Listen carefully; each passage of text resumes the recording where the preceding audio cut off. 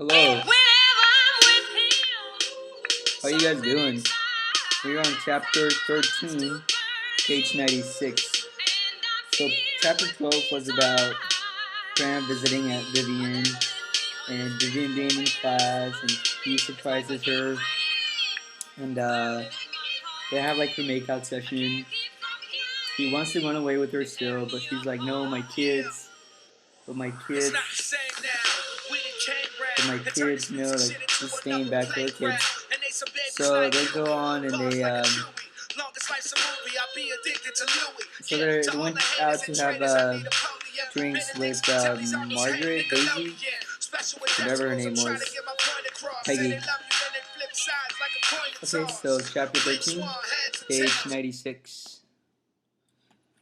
Not long after the second bell rang at the church, I heard Miss Eloise Bowie out in the road, calling my aunt.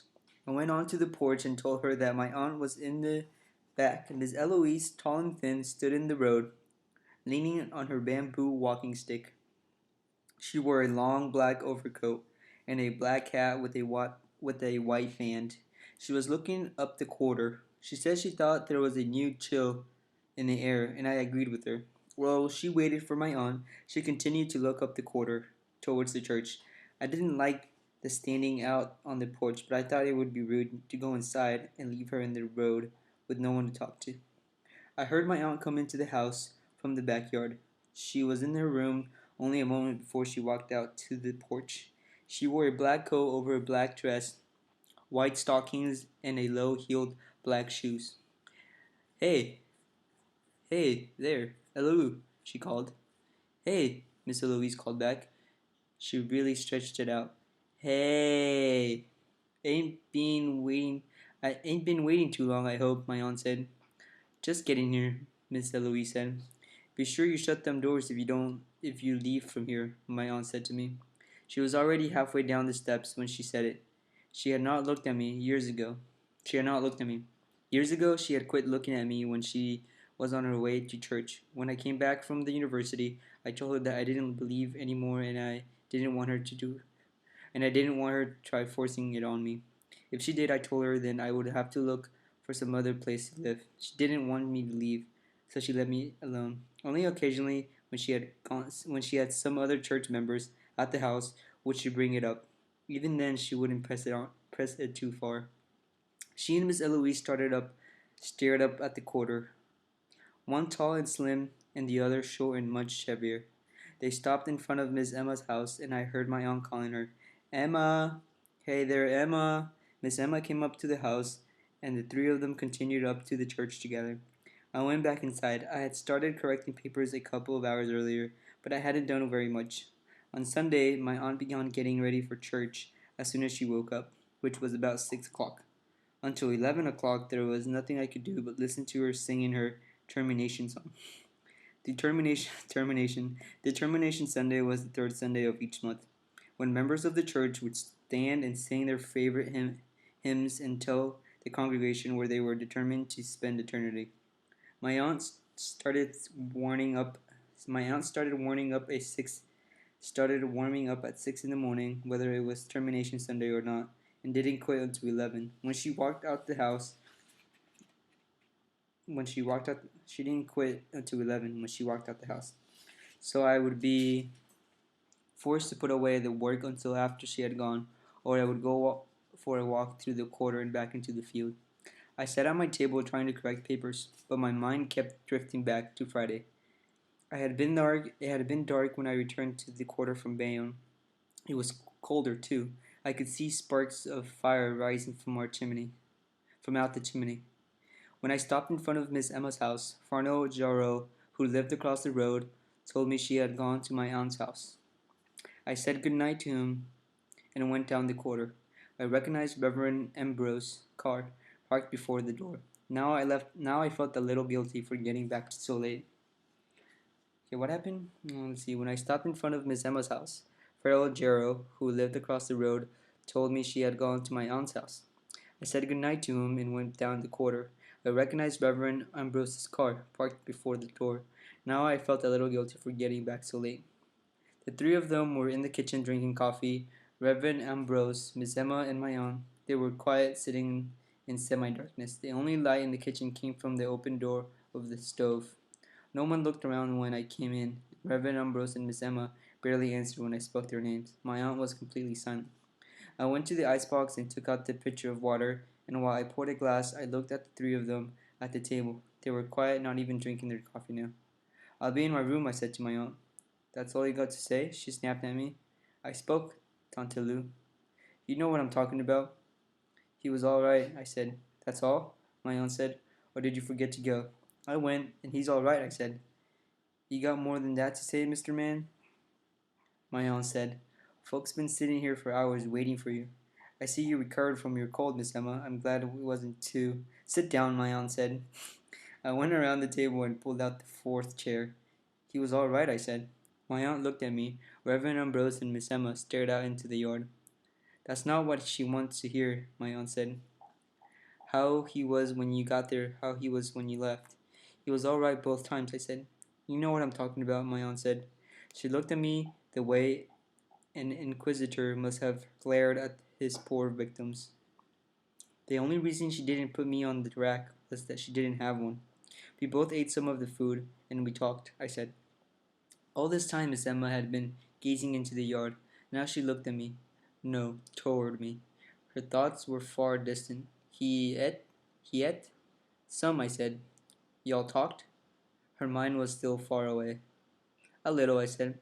Now her focus became closer, much closer. She was looking at me now. What did y'all talk about? Different things. I told him you didn't come to see him because you had a bad cold. She looked at me, waiting to hear his answer. But I couldn't think of another lie, so I shifted to something else. Then I asked him how he was getting along. He said he was all right. The deputy had already told me he was okay. Gurdry was in the office today. He said that Jefferson was getting along fine. Didn't cause any trouble. He's using that comb and brush I bought for him. And he was wearing one of my shirts, the khaki one. I think he's doing okay. Miss Emma and my aunt both studied me. Miss Emma wanted to believe what I was saying, but I could see that she had doubts. My aunt still wanted to put me on the rack, and Reverend Ambrose continued to look out into the darkness. What else y'all talk about? My aunt said. You left from here. You left from here for 1:30. I can't remember everything we talked about. I said. We just talked. More than 5 hours, and you can't remember nothing else. I was with him about an hour. Then I went back of town. I have a girl back out of town. I like to see her sometime. And maybe that's where you spend all your time. If you don't think I went to the jail, you can always go up there and ask them. I didn't ask for none of your uppity, mister. I don't mean to be uppity, I told her. I'm just telling you the truth. I spent an hour with him. I had a drumstick and a biscuit, and he had something. I can't remember exactly what he was. Then we talked. Then I left and we went back to town. Exactly what I did. Deep in you, what you think? Reverend Ambrose suddenly turned from looking out into the darkness. Deep in you. About what, Reverend? Him. What's he thinking? What's he thinking deep in him? Deep in you, what you think. Who knows what somebody else is thinking? They say one thing, they may be thinking about something else. Who can tell? You the teacher, my aunt said, not so kindly. Deep in you, Reverend Ambrose said. Deep in you. You think he knows? You think he done grasp the significance of what it's all about? Deep in you. The significance? The gravity. The gravity? Reverend Mose Ambrose was a short, very dark man whose face and bald head were always shining. He was the plantation church pastor. He was not educated, hadn't gone to any theological school. He had heard the voice and started preaching.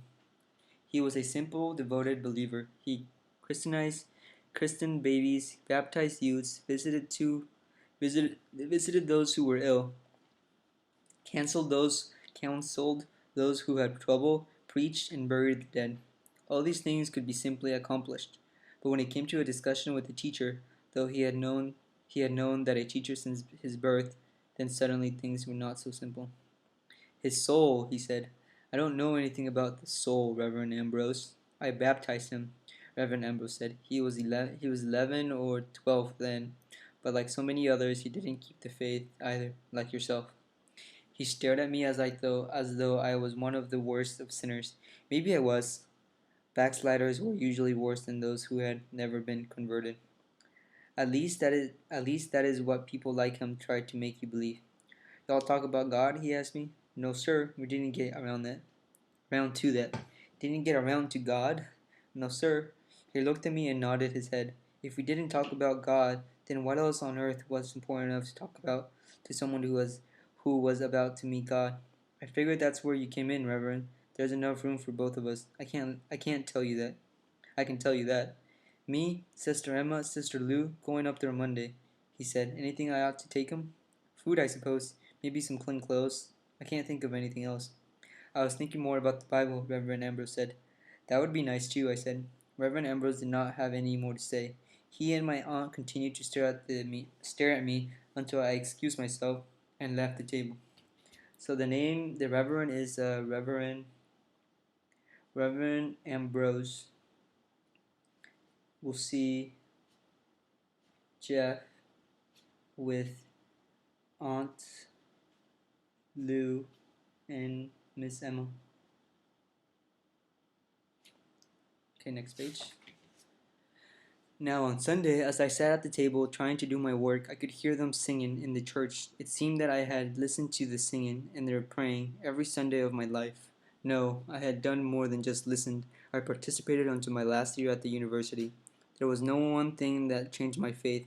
I suppose it was a combination of many things, but mostly it was just plain studying. I did not have time for anything else. Many times I would not come home on weekends, and when I did, I found that I cared less and less about the church. Of course, it pained my aunt to see this change in me, and it saddened me to see the pain I was causing her. I thought many times about leaving, a professor and as Professor Anton had advised me to do. My mother and father also told me that if I was not happy in Louisiana, I should come to California. After visiting them the summer, okay, so they're in Louisiana. That's I need to know that because I wasn't sure. In Louisiana, Louisiana.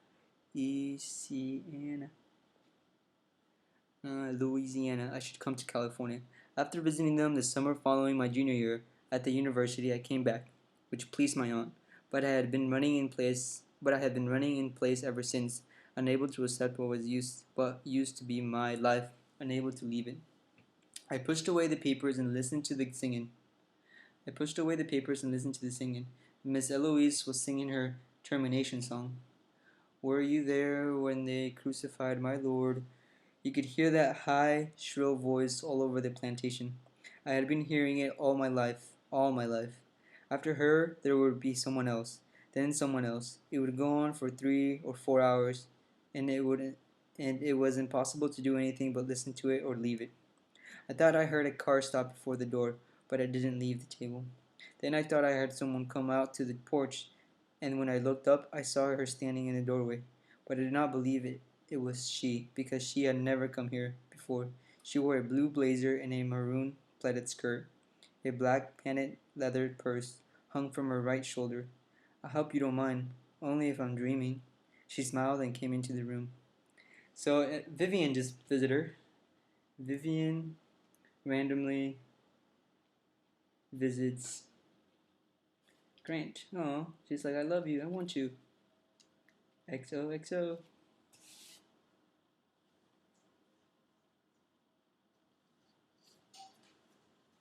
So pretty much chapter 13 was um, Grant going back home and is put to question by Aunt Emma and Pastor about Jeff. What about God? What about God? Said Pastor. Y'all talk about God? No, we ain't talk about God. So that was chapter 13. We will continue chapter 14 on page 103. See you guys later.